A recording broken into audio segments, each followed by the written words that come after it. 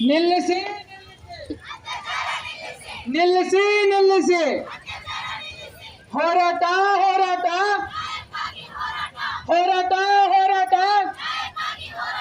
ಹೋರಾಟ ಹೋರಾಟ we want we want we want we want we want no safety no safety no safety no safety we want we want we want we want ಅಪರಾಧಿಗಳಿಗೆ ಶಿಕ್ಷೆ ಆಗಲೇಬೇಕು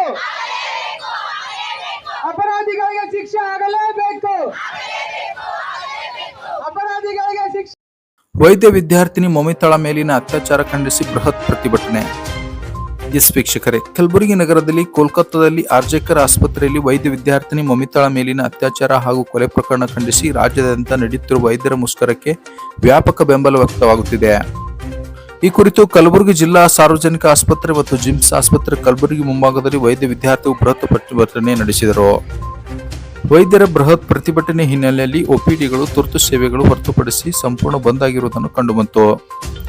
ಈ ಪ್ರತಿಭಟನೆ ವೇಳೆ ವೈದ್ಯರ ವಿದ್ಯಾರ್ಥಿಗಳು ಮಾಧ್ಯಮದವರೊಂದಿಗೆ ಮಾತನಾಡಿ, ಒಬ್ಬ ಮಹಿಳೆ ತಾನು ಕೆಲಸ ಮಾಡುವ ಸ್ಥಳದಲ್ಲಿ ಸುರಕ್ಷಿತ ಇಲ್ಲ ಅಂದರೆ ಮತ್ತೆ ಎಲ್ಲಿ ಸುರಕ್ಷಿತ ಸಿಗಬಹುದು? ಒಬ್ಬ ವೈದ್ಯರಾಗಬೇಕಾದ್ರೆ ಅದರ ಹಿಂದೆ ತಂದೆ ತಾಯಿ ಮತ್ತು ಆ ವಿದ್ಯಾರ್ಥಿಗಳು ಎಷ್ಟೊಂದು ಪರಿಶ್ರಮ ಅಡಗಿರುತ್ತದೆ. ಆದರೆ ಇಷ್ಟೆಲ್ಲ ಕಷ್ಟದಿಂದ ವೈದ್ಯರಾಗಬೇಕಾದವಳು ಅತ್ಯಾಚಾರಕ್ಕೆ ಒಳಗಾಗಿ ಈ ರೀತಿ ಕೊಲೆಯಾಗಿ ಸಾವನ್ನಪ್ಪಿರುವುದು ಎಷ್ಟರ ಮಟ್ಟಿಗೆ ಸರಿ?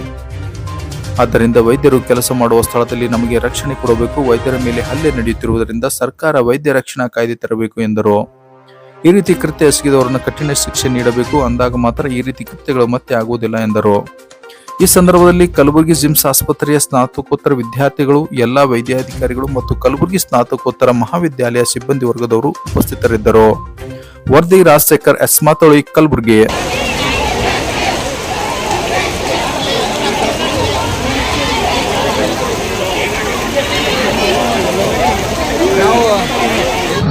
ಇಂದು ನಾವು ಇಲ್ಲಿ ಗುಲ್ಬರ್ಗ ವೈದ್ಯಕೀಯ ಮಹಾವಿದ್ಯಾಲಯದಲ್ಲಿ ಒಂದು ಆರ್ಜಿಕರ್ ಹಾಸ್ಪಿಟ್ಲಲ್ಲಿ ಏನು ಕೃತ್ಯ ಆಗಿದೆ, ಒಂದು ಇನ್ಸಿಡೆಂಟ್ ಏನಾಗಿದೆ ಅದರದ್ದು ವಿರೋಧಿಸಿ ನಾವು ಒಂದು ಪ್ರೊಟೆಕ್ಷನ್ ಹಮ್ಮಿಕೊಂಡಿದ್ದೇವೆ. ಇಲ್ಲಿ ಇದ್ರದ್ದು ಮೇನ್ ರೀಸನ್ ಏನು ಅಂತಂದರೆ, ಒಂದು ಮಹಿಳೆ ಅವಳು ವರ್ಕ್ ಮಾಡೋ ಪ್ಲೇಸಲ್ಲಿ ಅವಳಿಗೆ ಸೇಫ್ಟಿ ಇಲ್ಲ ಅಂತಂದರೆ ಇನ್ನೆಲ್ಲಿ ಸೇಫ್ಟಿ ಸಿಗುತ್ತೆ ಹೇಳಿ? ಸಾಮಾನ್ಯ ಜನ ಆಗಲಿ ಯಾರೇ ಆಗಲಿ, ಅವರು ಒಂದು 10 ವರ್ಷ 12 ವರ್ಷ ಓದಿ ಆ ಪದವಿಗೆ ಬಂದು ಜನಗಳಿಗೆ ಟ್ರೀಟ್ಮೆಂಟ್ ಕೊಡೋ ಪೊಸಿಷನ್ಗೆ ಹೋಗಿದ್ದಾರೆ ಅಂತಂದರೆ ಅದ್ರ ಹಿಂದೆ ಭಾಳಷ್ಟು ಕಷ್ಟ ಇರುತ್ತೆ. ಬಟ್ ಬಂದು ಈ ಥರ ಒಂದು ಇನ್ಸಿಡೆಂಟ್ಗೆ ಗುರಿಯಾಗೋದು ಭಾಳ ದುಃಖದ ಸಂಗತಿ ಆಗುತ್ತೆ. ಅದು ಹೀಗಿದ್ದಾಗ ನಾವು ನಮ್ಮ ಕಡೆಯಿಂದ ಒಂದೇ ರಿಕ್ವೆಸ್ಟ್, ನಾವು ಕೆಲಸ ಮಾಡೋ ಪ್ಲೇಸಲ್ಲಿ ನಮಗೊಂದು ಸೆಕ್ಯೂರಿಟಿ ವ್ಯವಸ್ಥೆ ಒದಗಿಸ್ಕೊಡ್ಬೇಕು. ನಾವು ಯಾರೂ ಪ್ರಿಪೇರಾಗಿ ಬಂದಿರಲ್ಲ.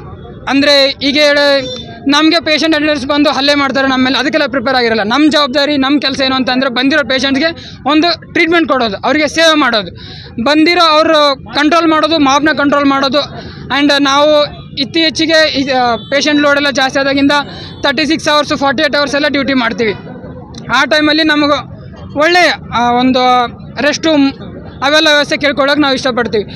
ಈ ಥರ ಒಂದು ವ್ಯವಸ್ಥೆ ಇದ್ದಾಗ ಮತ್ತೆ ಇನ್ಸಿಡೆಂಟ್ಗಳು ಆಗದೇ ಇರೋ ಥರ ನೋಡ್ಕೋಬೇಕು.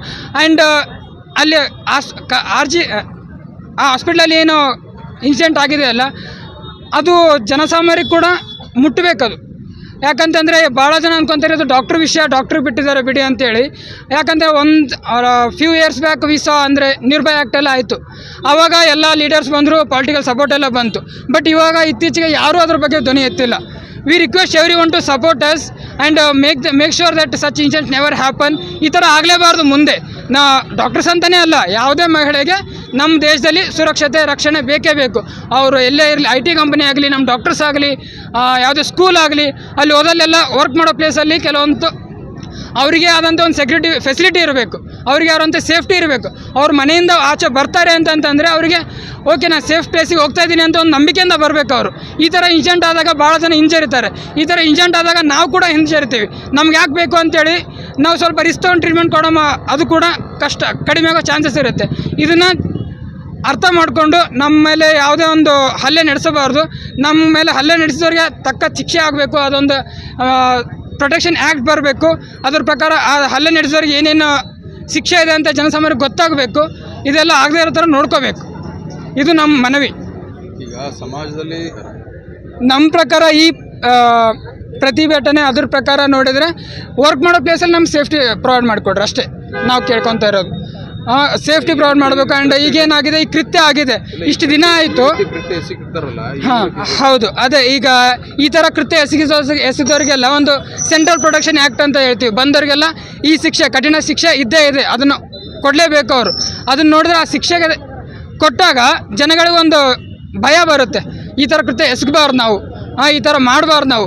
ಅದಕ್ಕಿಂತ ಹೆಚ್ಚಾಗಿ ಒಂದು ಪ್ರೊಟೆಕ್ಷನ್ ಸೇಫ್ಟಿ ಬೇಕು ನಮಗೆ ಬಂದವರಿಗೆಲ್ಲ. ಅಂದ ಒಂದು ಮಹಿಳೆ ಮನೆಯಿಂದ ಹೊರಗೆ ಬರಬೇಕು ಅಂತಂದ್ರೆ ಅವ್ರಿಗೆ ಗೊತ್ತಿರಬೇಕು, ಓಕೆ ನಾನು ಸೇಫ್ಟಾಗಿ ಹೊರಗೆ ತಿರುಗಾಡ್ಬೋದು, ಹೊರಗೆ ಬರ್ಬೋದು, ವರ್ಕ್ ಮಾಡ್ಬೋದು. ಈ ಥರ ಎಲ್ಲ ಇದ್ದಾಗ ಅವಳು ಹೊರಗೆ ಬರೋಕ್ಕೆ ಭಾಳ ಅನಿಸ್ತಾಳೆ. ಸೊ ನಾವು ರಿಕ್ವೆಸ್ಟ್ ಮಾಡೋದೇನು ಅಂತಂದರೆ, ನನ್ನ ಹೆಸರು doctor Nagaraj, paediatric PG. In Kolkata, a female resident doctor on duty has been brutally raped and murdered 6 days back, and still we have not got the proper accused. There is no Central Protection Act for doctors, and it has not been implemented properly. We doctors, especially resident doctors all over the India working in a government hospitals, are not having proper restrooms, proper bathrooms to go and to take rest, and we are the one who is doing more hours of duty. We having 36-72 hours of duty, but still our life is still at stake. We want a protection and safe environment for doctors. That's why we are here for the strike. We, the students of Gulbarga Institute of Medical Sciences, the UGs and PGs and interns are here to protest. And as per IMA, we are not doing any OPD duties from today morning 6 a.m. to tomorrow morning 6 a.m.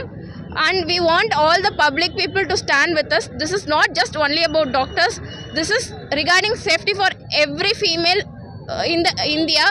Every female in India wants a safe working environment. That is what we are asking for. That is the motive behind our strike today. Thank you.